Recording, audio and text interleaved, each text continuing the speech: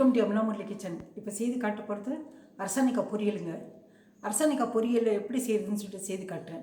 English yellow பம்ப்கின்னு சொல்லுவாங்க. அது வெள்ளத்தை போட்டு பொரியல் செய்யுங்க. சாதத்துக்கு அது தொட்டுக்கிறதுக்கு நல்லாயிருக்கும். சாம்பார் சாதம் அந்த மாதிரி ஏதாவது ஒரு புளி சாதம் அந்த மாதிரி இதுக்கு நல்லாயிருக்கும். சப்பாத்திக்கு நல்லாயிருக்கும். அது எப்படி செய்யுதுன்னு சொல்லிட்டு இப்போ செய்து காட்டுறேங்க. நான் லாஸ்ட் டைம் வீடியோவில் சொல்கிற மாதிரி மிக்ஸ்டு டயட் எடுத்துக்கோங்க. நல்லது, ரொம்ப நல்லது. மிக்ஸ்டு டயட் எடுத்துனாக்கா உடம்புக்கு ஆரோக்கியமாக இருப்பீங்க. இப்போ எப்படி செய்யுதுன்னு சொல்லிட்டு செய்து காட்டுறேங்க. இப்போ அரசாணிக்காய் பொரியல் செய்து காட்டுறேங்க. நான் அரசாணிக்காய் சின்னதை நான் கட் பண்ணி வச்சுருக்கேன், சின்ன சின்னதாக.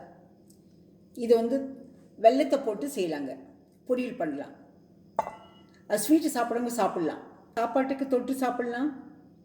சாம்பாரோ வேறு ஏதாவது குழம்பு வச்சு, அப்படி இல்லைனாக்கா சப்பாத்திக்கு நல்லா இருக்குங்க. இப்போ ஒரு கடாய் வச்சுருக்கேன், கொஞ்சம் எண்ணெய் விட்டுக்கிறேங்க. சும்மா ஒரு 2 ஸ்பூன் எண்ணெய் காயிட்டுங்க. எண்ணெய் காஞ்சதை அரசாணிக்காய் போடலாங்க. எண்ணெய் காஞ்சி போச்சு. இப்போ அரசாணிக்காய் போடுறேங்க.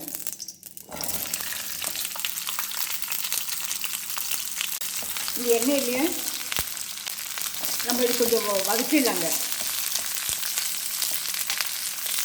வதக்கிறதுக்கு முந்தி கொஞ்சம் உப்பு போட்டுக்கலாங்க.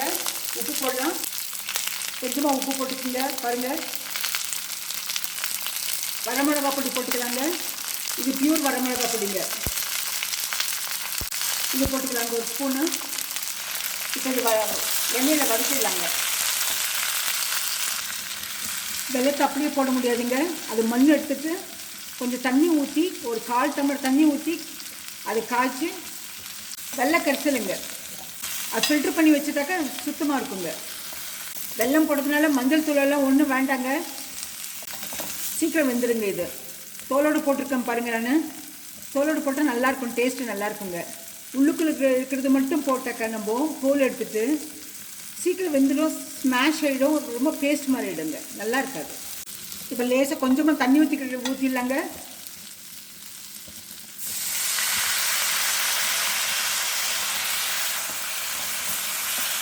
இது வேகிறதுக்கு மட்டும்தானுங்க.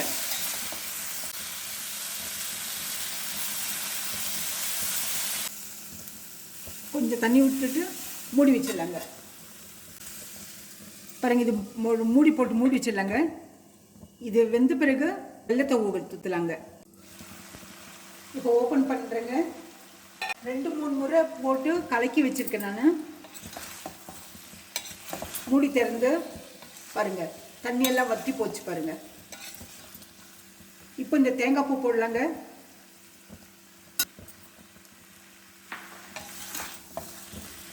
இதையும் வதக்கிடலாங்க. எண்ணெயிலேயே அந்த பூசணிக்காயிலே போட்டு வதக்கிடுங்க. இப்போ வெல்லம் ஊற்றுறேங்க. பாருங்கள், இது ஃபில்ட்ரு பண்ணி வச்சுருக்கேன் நான்.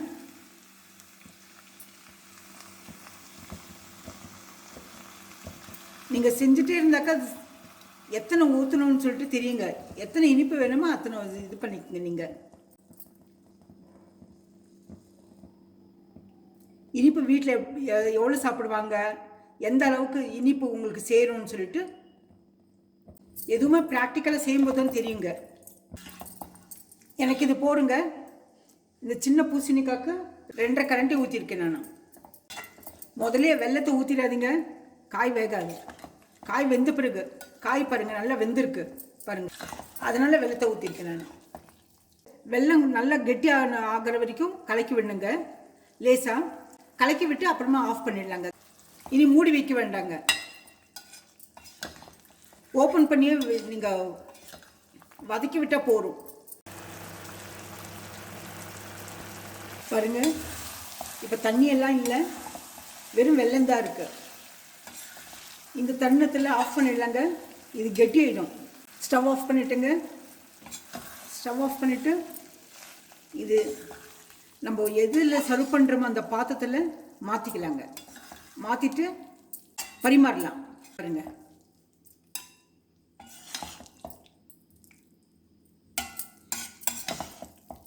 தோல் இருக்கிறதுனால காய் அப்படியே இருக்குங்க, இல்லைன்னா காய் இருக்காது.